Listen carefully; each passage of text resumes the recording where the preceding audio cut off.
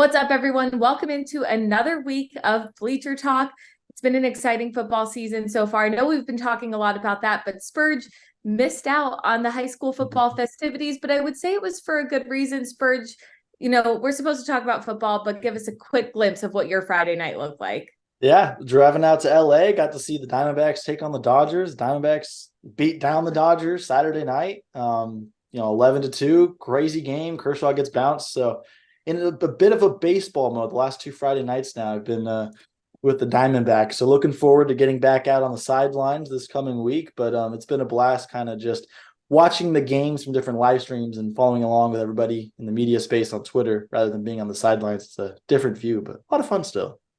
I think Diamondbacks playoffs is a solid reason to not catch high school football. So fair enough, you're off the hook. Bruce Cooper, it's time to bring you in and talk quick picks. Last week was, like I said, an exciting week of high school football. I think we all had that Centennial Chandler matchup kind of checking in on it. I was over at Higley as they hosted ALA Gilbert North, which was an exciting game. So lots of excitement, except for me, because I had a really rough week trying to go against the grain. You guys both went 3-0. So Spurge is now 18-3. Coop, you're 16-5, and I'm 13-8 because I keep trying to be different. And maybe that's just not the move for a little while here. So why don't we get into our first picks? South Point Catholic at Liberty. Coop, you're kicking us off. Well, obviously, I don't know a whole heck of a lot about South Point Catholic other than that five-star defensive end prospect, Elijah Rushing, stayed with the local team. He's going to be a U of A guy. But I do know a whole lot about Liberty. And I don't care. It's not knowing anything about South Point. I know everything about Liberty. Matter of fact, can I just go ahead and say it right now? I expect Liberty to win their first ever Open Division championship this year. And that's saying a whole lot because Chandler's bounced them out the last couple of years. And we got great teams like Basha and all these other Centennial and stuff. So that's saying a lot. So with that being said, and knowing that Nazi Bruzon, the quarterback at Liberty, the only reason why this guy isn't a five-star recruit is because of his lack of height.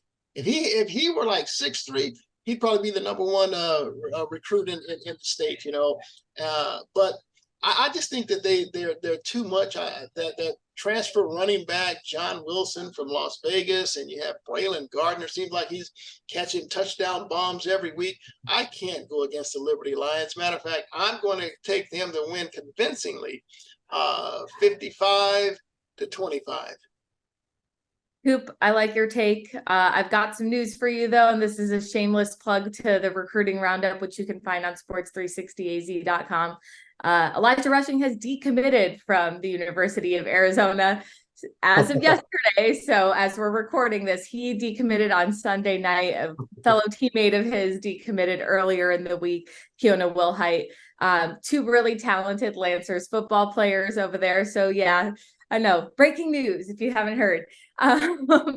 But everything that you've said, I have to agree with. South Point Catholic, I feel like they've always got a ton of studs. We never really want to underestimate South Point Catholic, and I don't think a choice for Liberty is underestimating South Point Catholic. I think it's just putting Liberty on the pedestal that they belong on. Because I've got to say on my notes, I have the same thing. This is the year that I would pick them or Centennial potentially to win the Open. I mean, the Lions' only loss is against Centennial, who just, we got to see that game against Chandler. I like both of those teams. I can't wait to see them meet, potentially down the line. But I think there's, despite the star power at South Point, they've had an easy schedule. You look at Liberty's schedule compared to South Point Catholic's schedule and just Liberty and what they've done this season. I'm going to go same route, but I'm going to go 45-30, a little bit closer for the Lions. Spurge, what do you think? Yeah, you guys have touched on it all. Colin Thomas has been building this team year in, year out. They're never even one of the most talented teams in the Open, but they continue to be there and be just a couple plays away from being the team that could win it all. And this probably is the year where they have the best chance. Basha is still great. They're just maybe a step below. Chandler is still really solid, but they're not at the normal level. Saguaro looks like a team that might even struggle to get in the Open. And Centennial, I mean, they're the other team, that's probably right there with Liberty that I think kind of have the two best coached teams in the state right now, to match some of the talent they've added this season. So yeah, not a knock on South Point. A lot of great players, but again, they don't really play a ton of really solid teams in the state with their schedules. So Liberty's kind of ran through everybody. I expect a running clock in this game. I think Liberty's going to come out and put up 50. I'm going to say 50-28. All right, the next matchup is Higley at Notre Dame Prep. I think this might be where we see a little bit of a difference. I feel like either of us feel like we could go either way. I just saw Higley this past week pretty much dominate ALA Gilbert North. I mean, ALA Gilbert North had some great moments, but I think that win says a lot about the Knights defense, which is great timing going up against Notre Dame Prep and the talent that they have over there. Higley's only loss this season is to Desert Edge, and that's a really, really good Desert Edge team. Luke Halgo just got activated this last week. I guess he was a week behind the typical transfer getting started to play, but he had 4 touchdowns, 258 passing yards, 63 rushing yards with 1 touchdown. He looked really good. Daxon Hall was on everybody's radar that night. He looked really good. Andrew Zuby had 4 tackles, 1 tackle for loss. I mean, it was a showing for Higley. And I've got to say, Notre Dame Prep, not a dig, but isn't quite meeting like the preseason expectations I had for Notre Dame Prep. I feel like they're starting to find their groove, and I think this will be a really, really good game. But after seeing Higley this past week, I just can't pick against them. So maybe if it wasn't so fresh for me, my pick would be different. But based on that, I'm going to take Higley. I feel like it'll be high scoring. This last game was. Let's go pretty similar to the last one, 35-30. All right, Spurge. Yeah, you touched on it all. I mean, Notre Dame Prep, they've got some guys that I really love watching play. Cooper Perry, probably the top 2025 player, in fact, listed as the top 2025 player in the state. I think Noah Trigueros is one of the most underrated quarterbacks in the state. I've seen him make plays with his feet, plays with his arm. He's very spot on, good mechanics, really solid leader, has every intangible you would want in a quarterback. But like you said, they kind of have just been in a place lately where they haven't been able to finish games or complete what they wanted to complete. A tough loss against Brophy, followed by a tough loss against Horizon. And that kind of puts them in a weird spot. And Higley, I mean, they're coming off a 5A title, and they look like an even better team this year. I mean, to lose a quarterback like Jamar Malone, who's now playing over on the East Coast and still be kicking the way they're kicking, and now you bring in Luke at quarterback, and Zuby's got this team rolling. I mean, I see no reason why they couldn't go win a championship again this year, make it back-to-back, depending on where the rankings fall. So with that said, I'm gonna roll with the Knights in this one over the Saints. Give me the Knights 48, Notre Dame Prep 35. Coop, let me remind you, you're right on Spurge's tail. What do you want to do? Well, it's going to be tough to argue what you guys are pinpointing here. I mean, I think Notre Dame, now they've hit the meat portion of their schedule. I know Jordan talked about it, back-to-back losses now to Brophy and Horizon, and it doesn't get any easier with Higley. I mean, Higley's dropped 45 or more in 3 of their 5 wins this year, and so I do think with the transfers coming on, adding even more to that roster, I just don't think that they're going to slow down anytime soon. I think they're rolling just right. I like Eddie Zuby and his Higley Knights to win this one rather convincingly. I like a 45-25 win. All right, the last matchup we've kind of worked 6A, 5A, 4A. Marcos Deniza at Snowflake. I know it's a ways away to the White Mountains, but Coop, what do you know about the Lobos? Well, I know you guys. Yeah, you and Jordan, especially you. You guys have spent time up there in the White Mountains with the Lobos, and so you guys are certainly a lot more familiar with them than I am. But I'll say this: in looking at their schedule, I mean, they lost their opening 2 games, to Bradshaw Mountain and to Cactus. They haven't lost since. They won 4 straight. Kay Solomon hasn't playing very well. But I tell you what, I do like some. I have seen Marcus Anisa, and Anthony Figueroa has some definite skill and talented players with a lot of speed on that side of the ball. But I just think that if I'm going to measure this, and I got to measure this on paper, and what I've seen in my eyes, it just seems like Snowflake, they play a really aggressive or defensive oriented style of game, and that might slow down the speed advantage that Marcos Deniza has. Plus, it's like a 4-hour bus ride up there. So I'm gonna factor all that in. I'm gonna take Snowflake to win a tough one, 24-17. Coop, I've got to say, I like your pick, and for all the reasons that you gave. The thing about Snowflake, yeah, I was up there last season, but they're kind of a team. They're kind of the South Point Catholic of, the White Mountains. Like, they're always good. And we kind of know them, we're located in the Valley. We don't get to see them often, but we see them in state championships. So we see them when it really, really matters. And they've been good, ever since I've been covering Arizona high school football here. The thing I've got to point out over at Marcos Deniza is losing Brayson Leon. He recently tore his ACL and his meniscus, so he's out. I know surgery went well, sending good thoughts his way.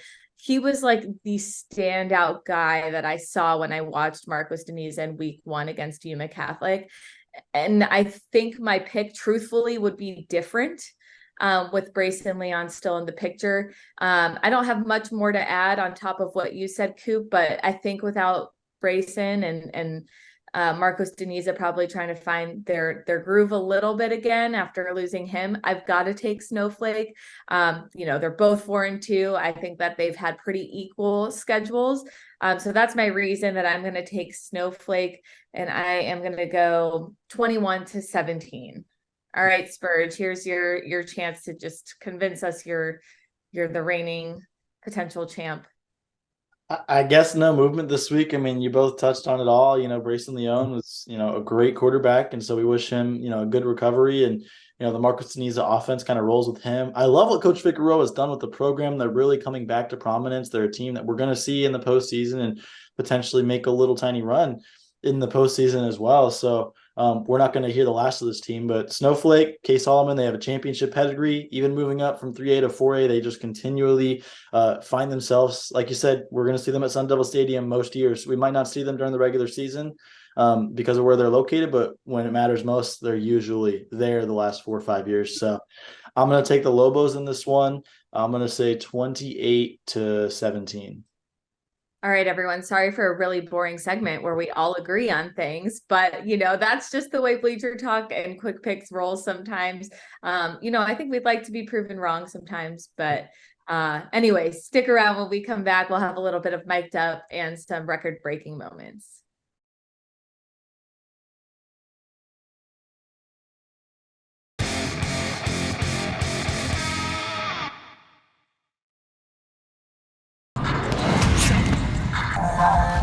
You got me? I got you. Okay. Rap. Hey, we play fast, we need to play physical, we need to talk, we need to communicate, right? Do not let them get to you, right? Mouth shut, play the way we're supposed to play, yeah? Yes, sir. All right, love you guys, let's go. Let's go! Let's go! Yeah. All right, listen up. Phase 2 starts tonight. Region opener tonight. We need to play fast, we need to play physical, you need to do your job, we need to stay positive, and we need to have each other's backs. Mouth shut, play the game the way it's supposed to be played. Some of you guys have been waiting for this. Let's see what you got tonight. But we protect our house. And at the end of the day, make sure that scoreboard says what we want it to say, yeah? Yes, sir. Hey, I want to see guys flying around. Passion, energy for 4 quarters. Got me? Yes, sir. Love you guys. Let's go kick their butt.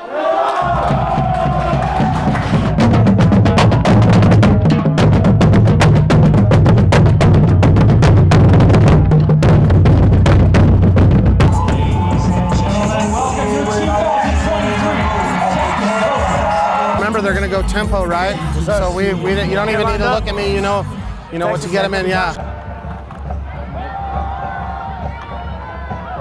Comes over once again. Sudden change. Look for the shot play on first down. Devin, quads. Look for that skinny post or fade. Quads, quads, quads. Good God. Go, go, go, go. Run! Carried by number 15. Field goal block. Justin Parker. Field goal block. Oh, yeah. Throw it. Yeah, that's it. Yes! The final play of the first quarter. But don't take it too deep. Your corner, you don't want the corner to run into our corner route, right? So just run 2 steps, take the corner with you, and free up this corner that ends up. There it is. Casillas Boncory. Hey. Touchdown. We need to just slide the 0 over to here. That's what I'm saying. Yeah, we I just just told got. Raymond. Dart. There it is. Let's go. Let's go. Mason, good call.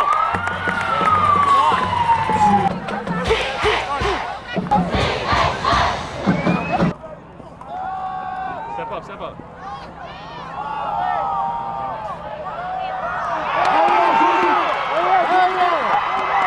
Oh my God, timeout, timeout. Jordan Davis. Get the ball, bro. Oh, let's go. That's going to bring us to halftime. Your score of Packers 21, Candy 14. Be efficient. Move your butts down the field. We can get up 2 scores, put the heat on them. Got it?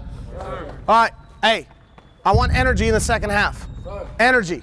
4 quarters. You're halfway there. Let's get a break. Let's go. Let's go, let's go.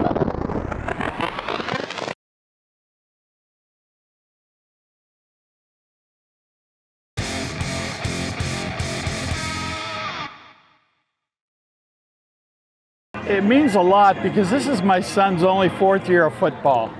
And he was a soccer player up in Washington and scored a ton of goals.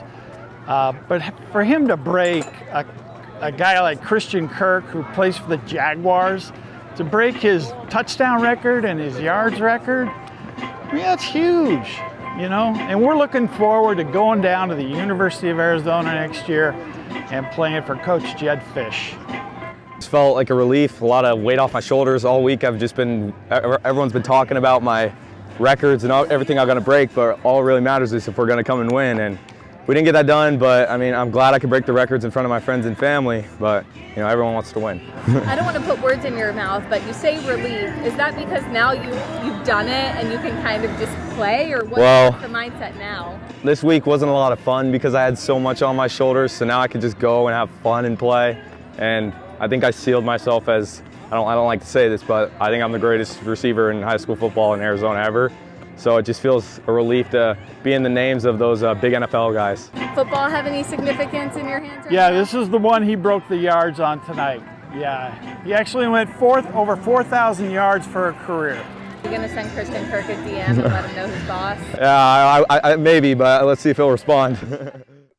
And that'll do it for this week's Bleacher Talk. Jordan Spurgeon alongside Claudia Collins. Great content as always. You can find all of it on our website. And of course, you'll see us out at games on Friday nights. We're getting closer and closer to the playoffs. Fun time of year. Stay tuned next week for more Bleacher Talk.